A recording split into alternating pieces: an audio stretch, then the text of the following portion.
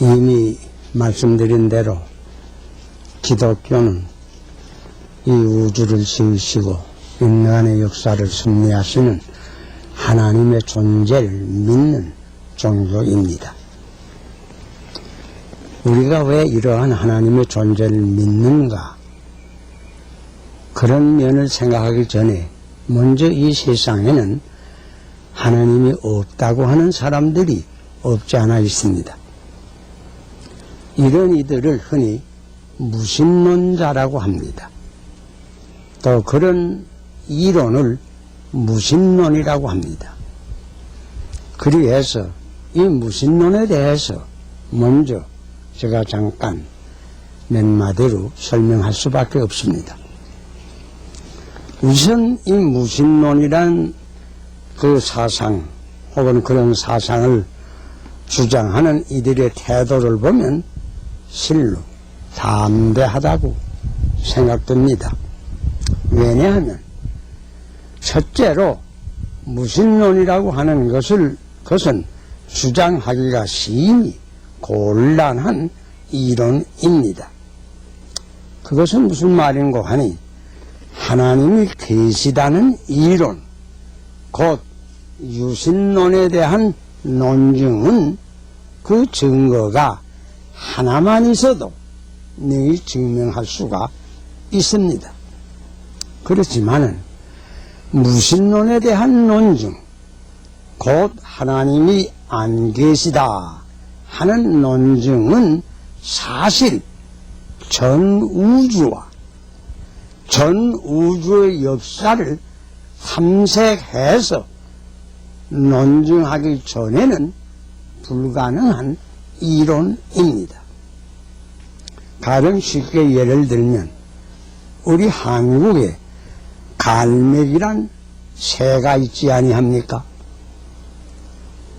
갈매기라는 새가 한국에 있다 하는 그런 주장은 만일 어떤 바닷가에서 갈매기는 안 보이지만은 바닷가 모래 위에 있는 갈매기 발자국 하나만 보고도 이것을 보니까 갈매기가 한국 바닷가에 있지 아니하냐고 논증하기가 매우 쉽습니다. 그러나 여러분, 만일 한국에 갈매기란 새가 없다 하고 논증하려고 생각을 해보세요. 그것은 대단히 어려울 것입니다. 왜? 인천 지방에 만일 갈매기가 없다는 것을 다 보인다 할지라도 부산 근방에 있는지 어떻게 알겠는가? 이렇게 반대할 거요. 목포 근방에 또 있는지 어떻게 알겠는가? 설사 남한에 전부 없다고 할지라도 38이북에 있는지 어떻게 알겠는가? 이렇게 반대할 것입니다.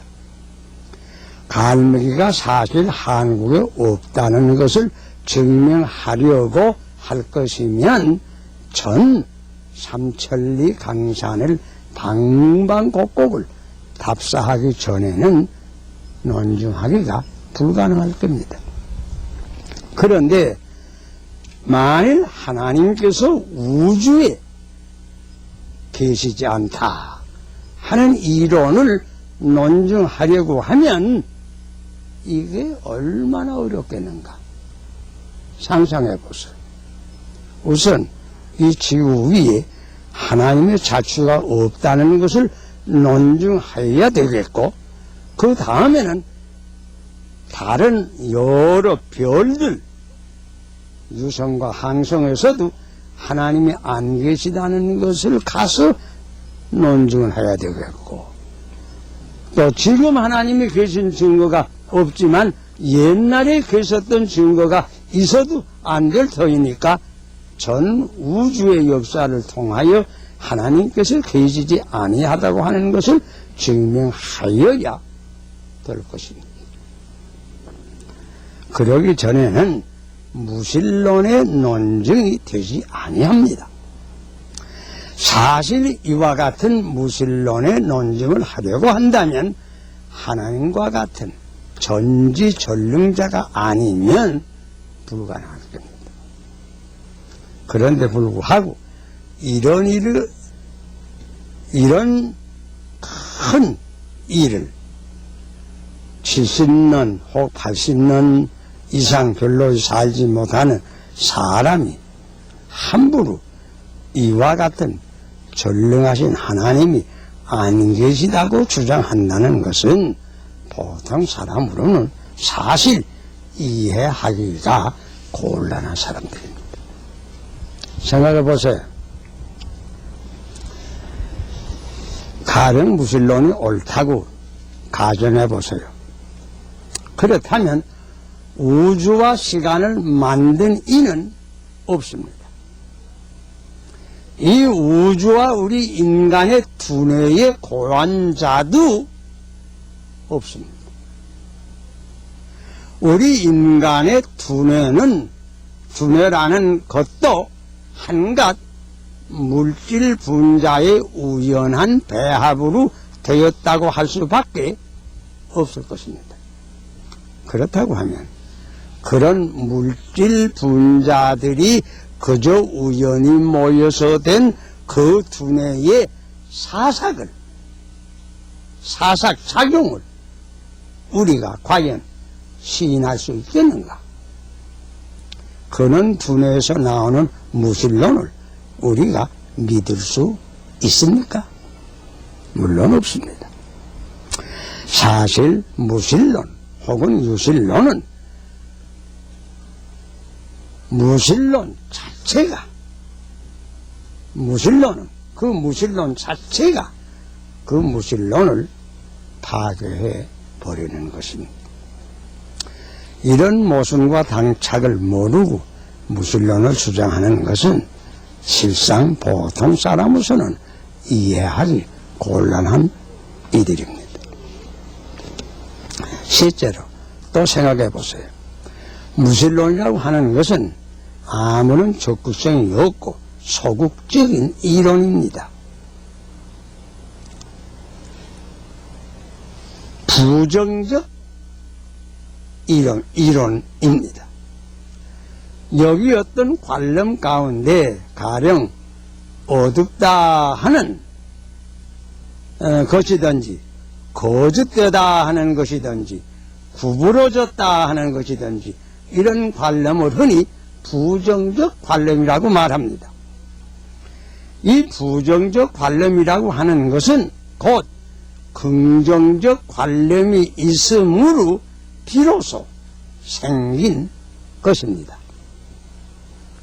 무슨 말인고 하니 빛이 없으면 어둡다고 하는 말이 있을 이치가 없습니다. 참된 것이 없으면 거짓한 말이 생기지 않았을 것입니다. 또 구부러졌다고 하는 말도 사실 고등기 없으면 구부러졌다는 말이 있을 필요가 없습니다. 그런 부정적 관념은 긍정적 관념이 있는 까닭으로 생긴 것입니다. 사실 어둡다고 하는 관념이 있는 것은 이 세상에 빛이 있다고 하는 증거입니다. 거짓이라는 관념이 있는 것은 이 세상에 참이 있다는 증거입니다. 구부러졌다고 하는 말이 생긴 것은 이 세상에 바른 것이 있다는 증거입니다. 사실 무신론이라고 하는 그런 부정관념이 있는 자체가 하나님께서 곧 계신 것을 증명합니다. 그럼에도 불구하고 이지적으로 아무런 생각도 해보지 않고 무신론을 주장한다고 하는 것은 성경 말씀대로 우리가 답변할 수밖에 없습니다. 성경에는 단순히 어리석은 자는 그 마음에 이르기를 하나님이 없다 하도다. 시편 14편에 있는 말씀이 옵시다. 어리석어서 그렇습니다. 어리석어서 하나님이 없다고 합니다. 여러분 가운데는 그런 어리석은 이는 별로 없는 줄 압니다. 그러나 이런 사람을 만날 수 있습니다. 그 어리석은 것을 여러분께서 잘 계몽해 주시기를 바랍니다. 벌써 여러 해 전입니다. 그 타임 잡지 종전안에 미국의 여론조사로 유명한 갤럽 박사가 하나님의 신앙에 대한 조사를 한 것을 발표한 글이 있습니다. 그는 미국의 시민들 중에 여러 사람에게 하나님을 믿습니까? 하나님을 왜 믿습니까? 이런 질문을 물어보고 그 결과를 발표했는데 미국 시민 가운데 96%, 다시 말하면 100명의 96사람은 하나님을 믿는다고 대답을 했습니다. 또 그 이유는 여러 가지인데 제일 많은 이유를 열거해보면 대략 이런 이유로 믿는다고 대답하였습니다. 첫째로 우주의 질서와 그 위대한 것을 보니까 하나님이 있는 것을 믿을 수밖에 없습니다. 이런 대답이 제일 많았고, 둘째는 우주와 인간의 기원을 생각해 보니 하나님이 반드시 있을 것입니다. 그래서 믿습니다 하는 것이 두 번째 많은 대답이었고, 셋째로 성경의 교훈을 보니까 반드시 하나님께서 계십니다. 또 넷째로는 내 개인의 과거의 경험을 보니 반드시 하나님이 계십니다.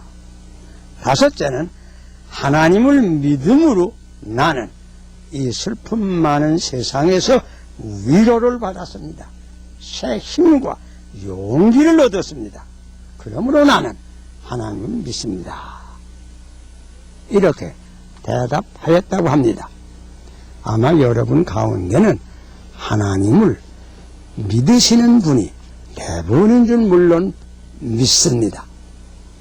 하나님을 믿으세요. 스스로 속지 맙시다. 하나님은 만홀히 여김을 받으시는 하나님이 아니옵시다.